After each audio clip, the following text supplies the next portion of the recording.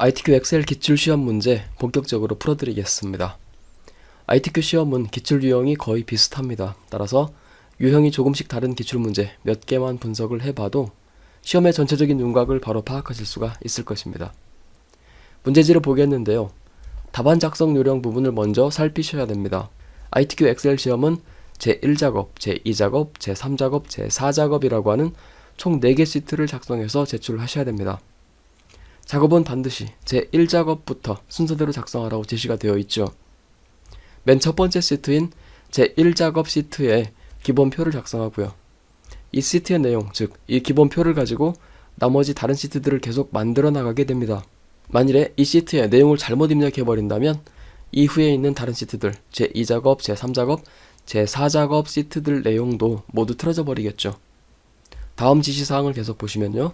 모든 시트에서 A열은 열너비 1로 하라고 되어 있죠. 이 점은 꼭 지켜주셔야 됩니다. 시트 이름도 띄어쓰기 없이 제1작업, 제2작업 이렇게 지시사항에서 지정한 그대로 지정하셔야 되겠고요. 이런 내용들은 ITQ 엑셀 시험에서는 반드시 지켜야 되는 사항이니까 꼭 기억을 해주시기 바랍니다. 이제 문제지에 나와 있는 모양 그대로 작성을 해주시면 되는데요. 문제지를 직접 보면서 설명드리도록 하죠. 분석을 먼저 해드리겠습니다. 제1작업 시트에 대한 문제지입니다.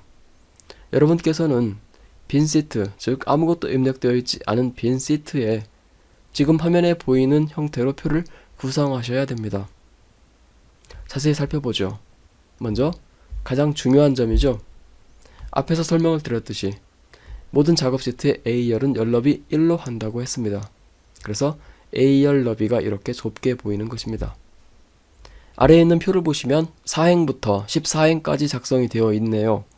총 11개 행을 차지하는 표가 되겠죠. 4행에는 10제목이 있습니다. 그런데 G4번 셀과 H4번 셀을 보시면 내용이 두 줄로 해서 입력이 되어 있죠. 입력할 때 줄바꿈 작업을 해주셔야 되겠습니다. 글자의 서식은 굴림 글꼴에 11포인트로 작성하는 표가 되겠고요. 정렬 상태도 중요합니다.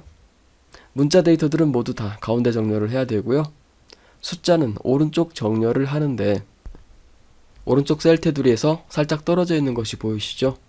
일반 서식이 아니라 숫자 서식 정도가 지정이 되어 있다는 점을 엿볼 수가 있습니다. 그리고 소괄호 숫자 1부터 6까지 매겨져 있는 구역이 있죠. 이대로 입력하는 것이 아니고요. 함수를 사용해서 계산을 해 주셔야 하는 곳들입니다. 표 서식도 보겠습니다. 테두리를 보시면 다른 선들과는 다르게 지금 화면에서 표시한 이 표의 최외곽 부분 그리고 안쪽에 있는 두 줄은 굵은 실선으로 보이시죠. 이 선 모양도 그대로 이 부분들만 굵은 실선으로 처리를 해 주셔야 합니다. 결국 여러분들께서는 이 괄호로 된 숫자 부분만 빼고 모두 다 그대로 입력을 해 주셔야 됩니다. 단 하나, H14번 셀 같은 경우에는 지금 문제에서는 상하이 타워라고 해서 내용이 입력되어 있습니다만 이곳은 비워두셔야 됩니다. 데이터 유효성 검사 작업을 하면서 C열에 있는 건물명 부분이 목록 형태로 제한이 되어서 들어갈 수 있도록 작업을 해 주셔야 되기 때문이죠. 이어서 표 위쪽을 보겠습니다. 리본 도형 안에 제목이 입력되어 있죠.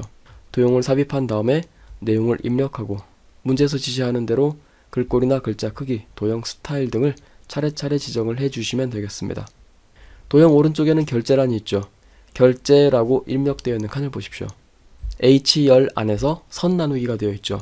마치 열 구분선이 어긋나 있는 것처럼 보이는데 엑셀은 이렇게 하나의 열 안에서 형태가 다른 셀을 만들 수가 없습니다. 만일 이런 작업을 해야 된다면 다른 구역에다가 결제란 표를 먼저 작성해 둔 다음에 사진을 찍듯이 복사해서 이곳에다가 붙여 넣어야 됩니다. 따라서 지금 보시는 이 결제란 표는 이 위치에 있는 셀에다가 직접 입력한 것이 아니고요. 다른 곳에다가 먼저 작성한 것을 찍어 와서 붙여 넣은 이미지라고 보시면 되겠습니다. 이 제목 도형하고 결제란 부분은 아래쪽에 있는 표를 먼저 작성하고 나서 만들어 주시는 게 좋습니다. 이 완성된 표의 크기를 기준으로 해서 도형이나 결제란 크기도 결정을 해 주셔야 됩니다. 자, 분석은 여기까지 하고요. 이제 직접 엑셀 파일로 옮겨가서 작성을 시작해 보도록 하겠습니다. 시트가 총 3개가 준비가 되어 있죠. 시트 이름 먼저 바꾸도록 하죠. 첫 번째 시트는 제1작업이라고 입력해야 되겠죠. 두 번째 시트는 제2작업, 마지막 세 번째 시트는 제3작업입니다. 제4작업 시트 같은 경우에는 따로 만드실 필요가 없습니다. 차트를 생성하면서 새로운 시트에 만들게 되는데 그 시트의 이름을 제4작업이라고 지정을 해주시면 되는 거죠. 이제 기초 서식을 지정해 주도록 하죠. 세 시트에서 모두 다 적용이 될 수 있도록 그룹화 작업을 하겠습니다. 제1작업 시트 선택하신 다음에 키보드 Shift키 누르시고요. 제3작업 시트 선택하십시오. 3개 시트가 그룹으로 묶였습니다. 이제 작업을 해주시면 세 시트에 동시에 적용이 되겠죠. 먼저 왼쪽 모두 선택 버튼 클릭하신 다음에 글꼴을 굴림으로 바꿔야 되겠죠. 그리고 글자 크기는 11포인트가 되겠습니다. 이어서 A열 너비를 1로 바꿔야 되겠죠. A열 머리글 클릭해서 A열 전체가 선택이 되도록 한 다음에 마우스 오른쪽 버튼 그리고 열 너비 선택하셔서 숫자 1로 바꿔주십니다. 그런 다음 확인 버튼 눌러주시면 A열 너비가 이렇게 좁아졌습니다. A열 전체가 선택이 되어 있는 상황을 해제해 주신 다음에 이제 시트의 그룹 역시 해제해 주겠습니다. 시트 탭에서 마우스 오른쪽 버튼 시트 그룹 해제 클릭해 주십시오. 그러면 그룹이 풀어져 있죠. 제1작업 시트에 이제 내용을 입력해 나가도록 하죠. B4번 셀에서부터 시작하는 표부터 입력하기로 했죠. 그대로 입력해 주시면 됩니다. 건물 코드 열 제목이 되는 부분부터 가로로 먼저 입력하도록 하죠. 오른쪽으로 한 칸 옮겨가려면 키보드 탭키 눌러주시면 되죠. 건물명 그리고 주요 용도, 높이, 층수 입력하시면 되고요. G4번 셀 같은 경우에는 주의하셔야 된다고 했습니다. 완공연도라고 하는 값이 줄바꿈으로 입력이 되어 있습니다. 그래서 완공까지 입력하신 다음에 키보드 Alt 엔터키 눌러서 줄을 바꿔주시고요. 연도 계속 입력해 주시면 이렇게 두 줄로 바뀌어서 내용이 입력됩니다. J4번 셀까지 모두 다 입력했다면 이제 다시 B5번 셀로 와서 아래쪽으로 내려가면서 데이터 값들을 입력해 주셔야 되겠죠. 영문 대문자로 SHTW-2번 이런 식으로 해서 그대로 내용을 입력해 주시면 됩니다. 단순한 사항이기 때문에 입력이 모두 맞춰 있는 화면으로 바로 넘어가도록 하죠. 자, 입력이 모두 끝난 화면을 보고 계십니다. 내용을 입력하실 때 중요한 것은 H열 부분인데요. 문제에서는 천 단위 구분 기호가 지정이 되어 있습니다만 지금 단계에서는 이렇게 숫자 값들만 작성해 주시면 됩니다. H14번 셀 같은 경우 이렇게 비어져 있는 것 역시 주의하시고요. 문제를 보시면 B13번에서부터 D13번 그리고 B14번에서부터 D14번 G13번에서부터 I13번 그리고 마지막으로 F13번에서 F14번 이 네 곳에는 셀 병합 처리가 되어 있죠. 키보드 컨트롤 키를 눌러서 네 구역을 모두 다 정확하게 선택하신 다음에 홈 탭에서 맞춤 그룹을 보시면 병합하고 가운데 맞춤이 있습니다. 클릭해 주십시오. 이제 열 너비들을 적절히 넓혀 주도록 하겠습니다. 먼저 데이터가 입력이 되어 있는 B열에서부터 J열까지 모두 선택하신 다음에 J열과 K열 사이에서 마우스 더블 클릭을 해 주십시오. 그러면 자동으로 열 너비가 어느 정도 맞춰지죠? 이 상태에서 조금씩 손을 봐주시면 됩니다. 물론 문제에서 지시하고 있는 내용과 어느 정도 비슷하게 조정을 해 주셔야 되겠죠. 이제 서식 지정하겠습니다. 표 전체의 테두리부터 지정하죠. 표 전체 구역을 선택하신 다음에 홈 탭에서 글꼴 그룹을 보시면 모든 테두리가 있습니다. 먼저 모든 테두리 지정해 주시고요. 그리고 굵은 테두리가 또 있다고 했죠. 표를 두르고 있는 외곽 부분 먼저 굵은 테두리로 굵은 바깥쪽 테두리로 지정해 주시고요. 하나 더 있었습니다. 해당하는 부분 전체를 선택하신 다음에 한 번 더 굵은 바깥쪽 테두리를 선택해 주시면 됩니다. 문제에서 지시하는 내용과 어느 정도 비슷하게 작성이 됐죠. 행 높이 역시 적절하게 높여서 지정해 주겠습니다. 이제 문자들의 정렬 상태 조정하겠습니다. 문자 데이터는 가운데 정렬이라고 했죠. 숫자는 오른쪽 정렬인데요. 문자 데이터와 숫자 데이터를 따로 선택하지 마시고요. 표 전체를 먼저 선택해서 가운데 정렬을 해주십시오. 그런 다음에 숫자를 한 번 더 정렬을 해주시면 편리합니다. E열에서부터 H열까지 입력되어 있는 숫자들은 오른쪽으로 맞춤을 해주셔야 되겠죠? 앞에서 말씀을 드렸듯이 이 숫자에는 일반 서식이 아니라 숫자 서식 정도가 지정이 되어 있다고 말씀을 드렸습니다. 열 구분선과 지금은 거의 붙어 있다시피 한데요. 이것을 바꿔주겠습니다. 숫자 서식을 지정해 주시면 해결이 되는데 E열은 선택하지 마십시오. 문제의 지시사항에서 이 부분에는 사용자 지정 서식을 지정하도록 제시되어 있기 때문에 이 부분을 빼고요. F열과 G열 부분을 먼저 선택하시고요. 셀 서식을 불러내는 단축키 컨트롤 숫자 1번 키를 눌러보십시오. 자주 사용하는 단축키이기 때문에 이 셀 서식 대화 상자를 불러내는 단축키 정도는 외워두시는 것이 좋습니다.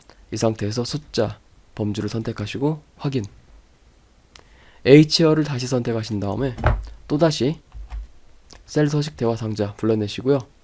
숫자를 선택하시고 이번에는 천 단위 구분 기호를 사용하겠다 체크를 해주십시오.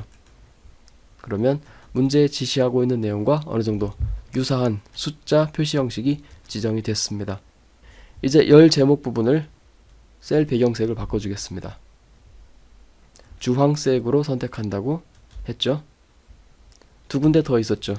아래쪽 건물명과 충수라고 입력되어 있는 부분 역시 주황색으로 지정을 해주십니다. 셀 테두리에서 한 가지 빠진 부분이 있죠. F13번과 F14번이 병합된 곳에는 대각선 처리가 되어 있죠. 해당 셀 클릭하신 다음에 또 다시 셀 서식 대화 상자 불러내시고요. 테두리 탭을 선택하신 다음에 일반 실선 선택하시고요. 대각선 부분 지정을 해주시면 대각선 테두리가 미리 보기 되고요. 확인 버튼 눌러보시면 대각선 처리된 것 확인할 수가 있습니다.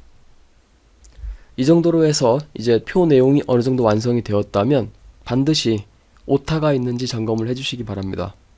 특히 이 숫자 데이터가 있는 부분에서는 단 하나의 숫자도 틀려서는 안 됩니다. 문제지와 정확하게 대조를 해주시고요. 이제 위쪽에다가 제목 도형을 생성을 해주시고 결제란까지 작성하도록 하겠습니다. 아직 아래쪽 표가 모두 완성된 것은 아니고요. 문제 지시사항에서 지시하고 있는 순서대로 제목 도형부터 시작해서 하나씩 만들어 가도록 하겠습니다.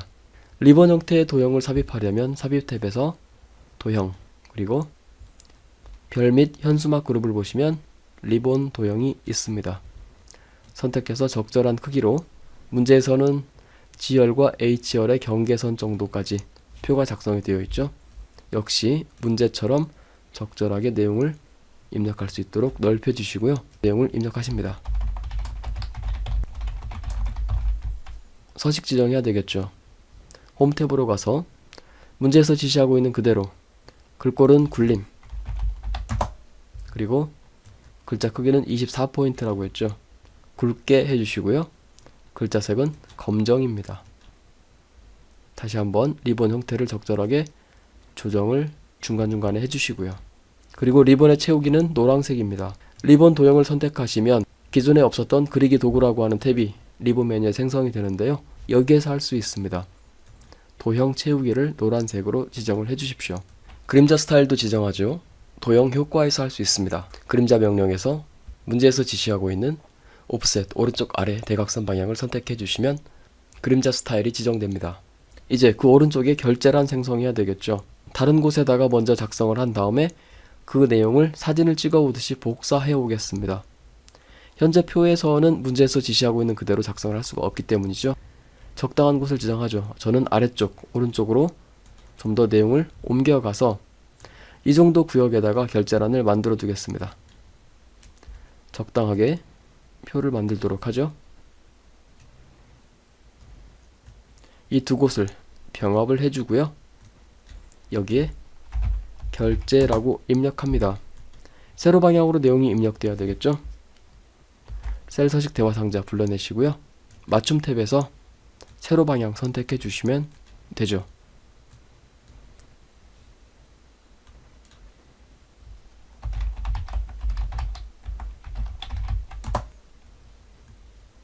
글자 맞춤도 가운데 맞춤 해주시고요.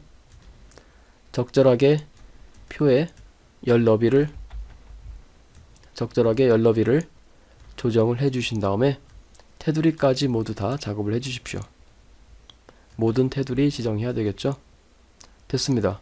이 상태에서 이 결제란 부분을 복사하겠습니다. 홈 탭에서 클립보드 그룹에 있는 복사 명령에 아래쪽 화살표를 클릭해 보시면 그림으로 복사라고 하는 명령이 보입니다. 선택해 주시고요. 기본값 상태로 확인 버튼 눌러 주십니다. 그리고 위로 와서 붙여넣기를 해 주십시오. 그런 다음 결제란 크기를 적절하게 조정을 해 주십니다. 역시 문제에서 지시하고 있는 내용과 어느 정도 일치하도록 크기를 조정해 주셔야 되겠죠. 네, 됐습니다. 결제란의 뒷부분에 이렇게 셀 구분선들이 드러나 있는 것이 보이시죠? 이 부분 보이지 않도록 하기 위해서 리본 메뉴의 보기 탭에서 눈금선 부분을 체크 해제해 주십시오. 결제란을 완성하신 다음에는요, 이렇게 원본이 있는 곳으로 와서 해당 영역을 삭제해 주셔야 됩니다. 그렇지 않으면 감점 처리가 되기 때문에 반드시 삭제해 주셔야 되는데요. 열 머리글 전체라든지 아니면 행 머리글을 선택하셔가지고 삭제해 주시면 됩니다. 반드시 원본 표에는 영향을 미치지 않아야 되겠죠. 자, 여기까지 작업을 해주시면 이제 7개 지시사항 중에서 4번째 지시사항까지 모두 완료된 것입니다. 이제 아래쪽 3개 지시사항 처리해야 되겠죠. 데이터 유효성 검사 기능부터 시작합니다. H14번 셀 선택하시고요. 여기에는 C열에 있는 데이터 값들이 목록 형태로 제한이 되어서 들어올 수 있도록 해야 한다고 했죠. 데이터 탭으로 가시고요. 데이터 유효성 검사 명령을 클릭하십니다. 제한 대상을 목록으로 하시고요. 원본란에 해당 C열에 있는 값들을 선택해서 확인 버튼 눌러주시면 이렇게 C열에 입력되어 있는 값들이 목록 형태로 이 중에서만 입력할 수 있도록 제한되어서 나타납니다. 계속 이어서 6번째 지시사항이죠. 2열에 있는 이 데이터 값들에는, 이 숫자 값들에는 숫자 뒤에 미터를 표시하는 영문 소문자 M이라고 추가될 수 있도록 사용자 지정 서식을 지정하라고 했습니다. 해당 데이터 영역 선택하신 다음에 똑같이 셀 서식 대화 상자 불러내시고요. 표시 형식에서 사용자 지정을 선택합니다. 그래서 G- 표준이라고 기본값 설정되어 있는 상태에서 영문 소문자 알파벳 문자를 이렇게 추가해 주십니다. 반드시 겹다운표 입력해 주시고요. 확인. 2열에 이렇게 미터 문자가 표시된 것 확인할 수가 있고요. 마지막 이름 정의까지 하라고 되어 있습니다. D열 데이터 D5번에서부터 D12번 셀 영역에는 이름 정의를 하는데요. 해당 영역 선택을 하시고 왼쪽 이름 상자로 가서 문제에서 지시하는 이름 용도라고 하기로 했죠.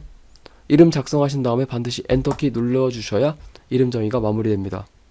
확인하실 때에는 역시 이름 상자에서 이렇게 용도라고 이름 정의가 들어있는 것 확인할 수가 있고요. 해당 이름을 클릭하면 그 이름의 범위가 어떻게 되는지 이렇게 자동으로 지정되어서 나타납니다. 여기까지 작업을 해주시면 제1작업의 내용 입력 그리고 서식 지정하는 부분이 끝납니다. 여러분께서 작업을 하실 때에는 제가 작업했던 그 방법 그리고 그 순서를 그대로 따라 주실 필요는 없습니다. 지금 화면에서 보이고 있는 이 정도 표가 완성이 될 수 있다면 어떤 방법으로든 어떤 순서를 적용하든 상관없습니다. 본인에게 맞는 방법을 연습하셔서 오타라든지 틀린 내용 없이 최단기간에 작성하실 수 있도록 연습을 해주시면 되겠습니다. 다음 시간에는 계속 이어서 비어있는 칸들이죠. 함수식 계산하는 부분 그리고 조건부 서식 지정하는 부분까지 계속 이어서 작업을 해보도록 하겠습니다.